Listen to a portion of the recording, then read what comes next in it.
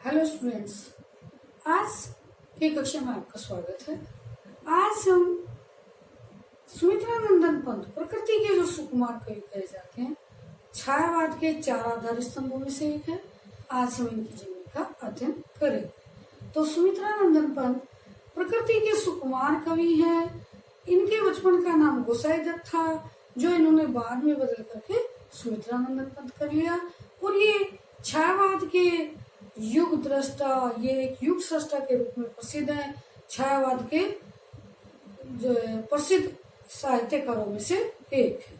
तो आइए इनकी पहले महत्वपूर्ण बिंदुओं को जानते हैं। इनकी जीवनी के विषय में नाम सुमित्रानंदन पंत, काल इनका आधुनिक काल, युग छायावादी युग, जन्म सन 20 मई सन 1900 ईस्वी में, जन्म स्थान कोसानी ग्राम अल्मोड़ा के पास।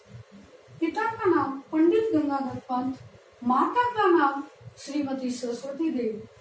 शिक्षा इंटरमीडिएट, भाषा संस्कृत निष्ठ खड़ी बोली, शैली चित्रात्मक एवं संगीतात्मक। प्रमुख रचनाएं इनकी वीणा, पल्लव, शिल्पी, चिदम्बरा, उत्तरा, लोकायतन, कला और गूढ़ाचार आदि। मृत्यु इनकी सन 1977 ईस्वी, 28 दिसंबर सन 1977 ईस्वी में। तो आइए इनके जीवनी के विषय में विस्तार से जानते हैं। प्रकृति के सुकुमार कवि सुमित्रानंदन पंत जी हिंदी साहित्य में विशेष स्थान रखते हैं। इनका संपूर्ण काव्य, श्री सुमित्रानंदन पंत जी का संपूर्ण काव्य आधुनिक काव्य चेतना का प्रतीक है।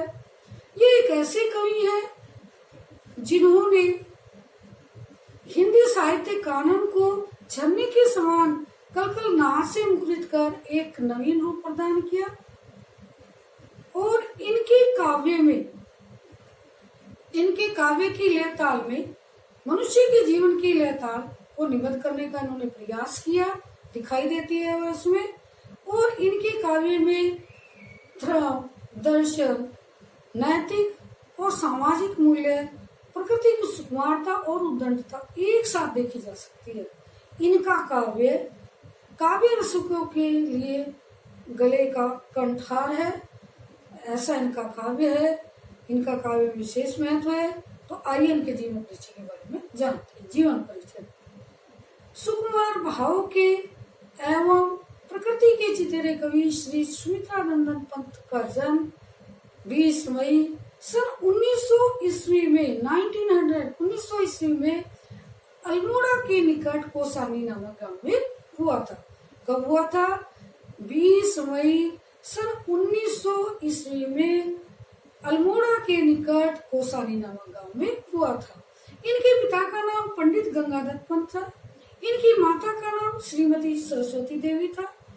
इनके जन्म के 6 घंटे के बाद ही इनकी माता की मृत्यु हो गई थी। अतः इनका पालन पोषण इनके पिता गंगाधर और इनकी दादी ने ही किया था। इनकी शिक्षा का आरंभिक चरण जो है अल्मोड़ा में पूरा हुआ। वहीं पर इन्होंने अपना नाम गोसाई दत्त, इनका बचपन का क्या नाम था? गोसाई दत्त। वहीं पर इन्होंने अपना नाम गोसाई दत्त से बदल करके सुमित्रानंदन पंत रख लिया। उसके बाद सन 1919 में ये बनारस आए और वहां पर इन्होंने जयनारायण स्कूल की शिक्षा प्राप्त की। उसके बाद ही अपने मजले भाई के साथ इलाहाबाद चले गए और इलाहाबाद में इन्होंने सन 1921 में महात्मा गांधी के आह्वान पर इन्होंने बिना बीए की परीक्षा दिए ही स्कूल छोड़ दिया और स्वतंत्रता संग्राम में कूद पड़े। और इसके बाद सन 1950 ईस्वी में ऑल इंडिया रेडियो के परामर्शदाता रहे। 1942 में ये भारत छोड़ो आंदोलन से इतने प्रभावित हुए कि इन्होंने एक लोकायन सांस्कृतिक पीठ की स्थापना की और भारत भ्रमण के लिए पूरे भारत में निकल पड़े। और 1950 में ऑल इंडिया रेडियो के परामर्शदाता के रूप में नियुक्त हुए। वहां ये 1956 तक ये इसी पद पर रहे। उसके बाद सन 1976 ईस्वी में ये भारत सरकार द्वारा पद्म भूषण की उपाधि से सम्मानित किए गए। और सन 1977 ईस्वी में 28 दिसंबर सन 1977 ईस्वी को इस महान विभूति ने यह संसार छोड़ दिया, अर्थात इनकी मृत्यु हो गई। और इनकी अनेक कृतियां हैं जो पुरस्कृत हैं। लोकायतन पर साहित्य अकादमी पुरस्कार प्राप्त हुआ, कला और गूढ़ाचार्य पर सोवियत रूसलैंड पुरस्कार प्राप्त हुआ, चिदम्बरपुरी ने ज्ञानपीठ पुरस्कार प्राप्त हुआ। इस प्रकार से ये इतने प्रतिष्ठित कवि। कृतियां इनकी रचनाएं हैं कि जो ये बचपन से ही मतलब 7 वर्ष की वायु से ही ये रचनाएं लिखने लगे थे। इनकी पहली रचना गिरजे का घंटा सन 1916 में प्रकाशित हुई। किस सन में इनकी पहली रचना प्रकाशित हुई? सन 1916 में प्रकाशित हुई। और सन उसके बाद इन्होंने, जी इनकी पहली रचना थी, उसके बाद इन्होंने अनेक काव्य ग्रंथ लिखे। और इन्होंने केवल काव्य क्षेत्र में ही नहीं, इन्होंने गद्य के क्षेत्र में भी कार्य किया। ये उपन्यास, कहानी और नाटक के लिए भी नाटक भी इन्होंने लिखे। लेकिन इनको विशेष प्रसिद्धि जो है इनका प्रधान विषय काव्य ही रहा। काव्य को के इन्होंने अनेक ग्रंथ लिखे, जिसमें इनकी जो है पहली रचना क्या है? वीणा। इनकी रचना है वीणा। वीणा इनकी पहली रचना नहीं, इनकी पहली काव्य पुस्तक मानी जाती है। वीणा जो है इनकी पहली काव्य पुस्तक है, पहला काव्य ग्रंथ है। और इसमें प्रकृति की अनुभूति, प्रकृति का निरीक्षण, उसकी अनुभूति तथा कल्पना प्रधान ये इनका काव्य है। इसके बाद इनका ग्रंथि भी इनका एक बड़ा प्रसिद्ध ग्रंथ है। ये असफल प्रेम में की दुखपूर्ण गाथा पर आधारित है, अर्थात ये एक वियोग श्रृंगार पर आधारित ग्रंथ है इनका ग्रंथि। ग्रंथि के बाद पल्लव भी इनका बड़ा महत्वपूर्ण ग्रंथ है। तो पल्लव में ये एक कल्पना प्रधान का महाकाव्य है। इसमें ऊंची कल्पनाओं के दर्शन होते हैं। और पल्लव में कई महत्वपूर्ण कविताएं संकलित हैं। वसंत श्री और वसंत श्री के साथ साथ अन्य भी कई परिवर्तन आदि कई कविताएं, बादल, वसंत श्री, परिवर्तन, बादल आदि कई कविताएं इसमें संकलित है। इसके अलावा ग्राम, युगवाणी, युगांतर, युगांतर